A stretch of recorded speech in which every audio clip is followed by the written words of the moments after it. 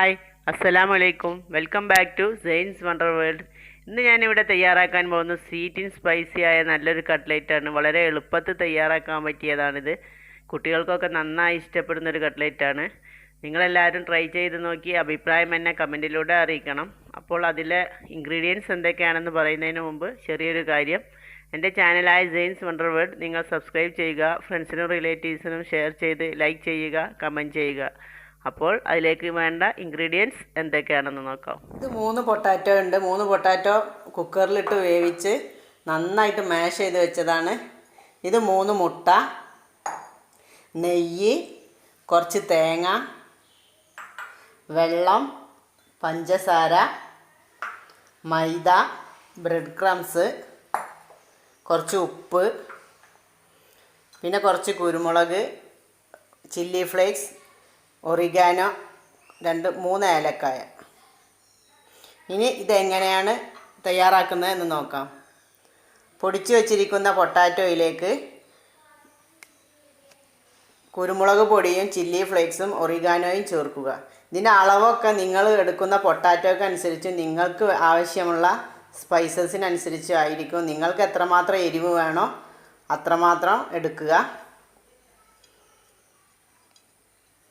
കൃത്യമായൊരളവ് പറയേണ്ട ആവശ്യമില്ല. നിങ്ങളുടെ എരിവിനനുസരിച്ച് എടുക്കുക.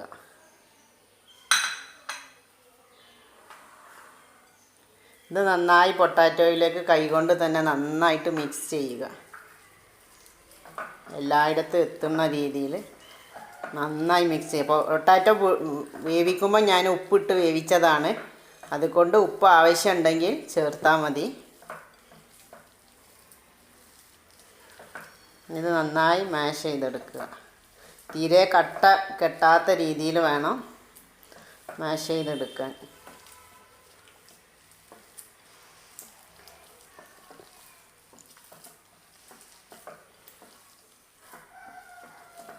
ഇതവിടെ നിൽക്കട്ടെ. ഇനി 3 മുട്ടയിലേക്ക് ആവശ്യത്തിന് പഞ്ചസാര, നിങ്ങളുടെ മധുരത്തിനനുസരിച്ചുള്ള പഞ്ചസാര എടുക്കുക. 3 ഏലക്കായ, കുറച്ച് തേങ്ങ, ഇവയെല്ലാം നന്നായി മിക്സ് ചെയ്യുക. ഒരു പിഞ്ച് ഉപ്പും,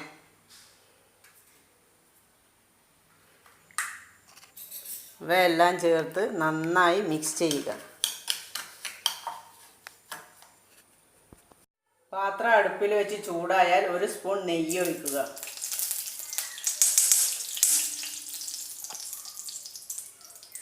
നെയ്യ് ചൂടായി വരുമ്പോൾ നമ്മൾ മിക്സ് ചെയ്ത് വെച്ച മുട്ടയുടെ കൂട്ട് അതിലേക്ക് ഒഴിച്ച് നന്നായി ഇളക്കി കൊടുക്കുക.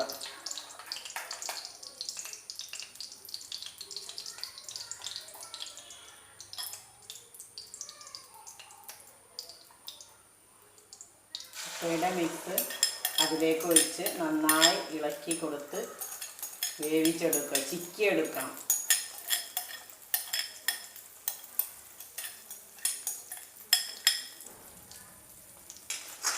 നന്നായി ചിക്കിയെടുക്കുക. ഇത് നന്നായി വെന്ത് വരട്ടെ, അതുവരെ ഇളക്കിക്കൊണ്ടേ ഇരിക്കുക.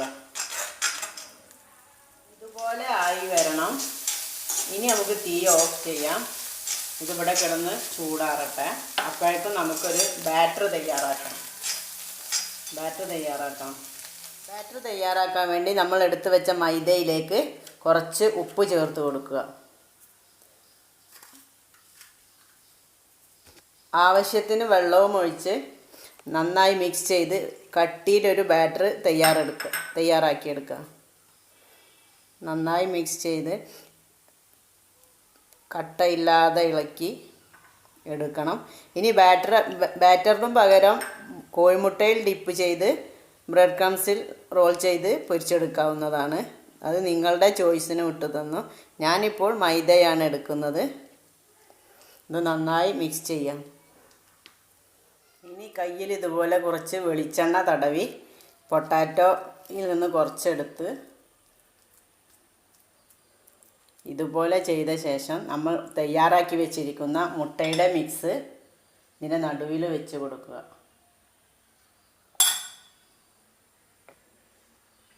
എന്നിട്ട് പൊട്ടാറ്റോ ഇങ്ങനെ ഉരുട്ടിയെടുക്കുക.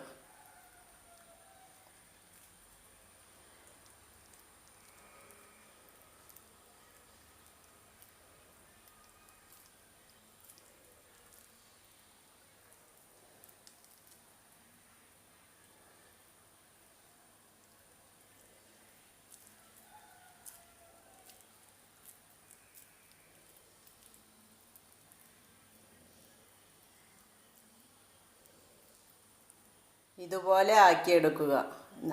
ആകൃതി നിങ്ങളുടെ ഇഷ്ടത്തിനനുസരിച്ചുള്ള ഷേപ്പിലാക്കാം. ഞാൻ ഇങ്ങനെയാണ് ആക്കിയത്. ഇനി ഇത് മൈദയുടെ മിക്സിൽ മുക്കി ബ്രെഡ് ക്രംസിൽ റോൾ ചെയ്ത് ഷാലോ ഫ്രൈ ചെയ്തെടുക്കാം.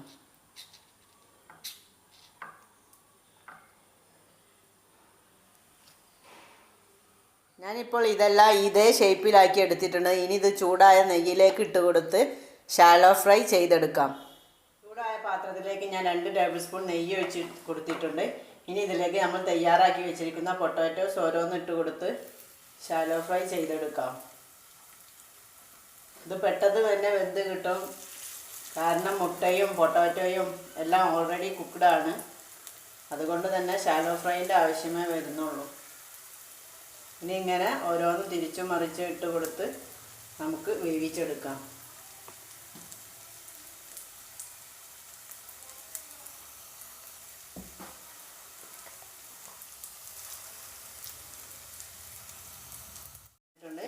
ഇനി നമുക്ക് എടുത്തു മാറ്റാം. എന്നിട്ട് ബാക്കിയുള്ളത് കൂടെ പൊരിച്ചെടുക്കാം.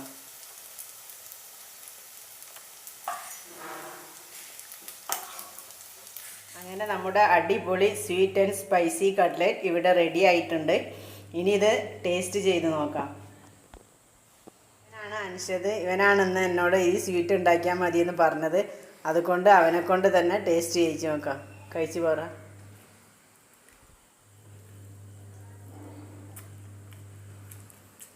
എങ്ങനെയുണ്ട്? സൂപ്പർ. അപ്പോൾ എല്ലാവരും ടേസ്റ്റ് ചെയ്ത് നോക്കണം. ഉണ്ടാക്കി നോക്കി അഭിപ്രായം എന്നെ കമൻറ്റിലൂടെ അറിയിക്കുകയും വേണം.